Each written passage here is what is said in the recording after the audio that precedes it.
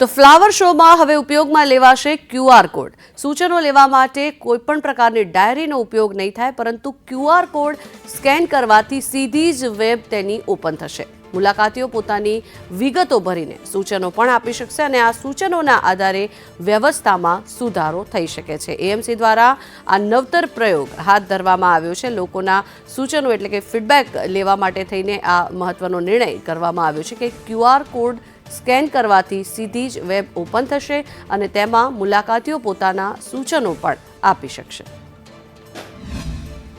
Ahmedabad municipal corporation દર વર્ષે જે ફ્લાવર શો યોજે છે એ ફ્લાવર શોના અંતે દરેક મુલાકાતી પોતાનો અભિપ્રાય લખી શકે એ માટે અત્યાર સુધી એક બુક મૂકવામાં આવતી હતી, જેની અંદર એના મુલાકાતીઓ પોતાનો અભિપ્રાય લખતા હતા।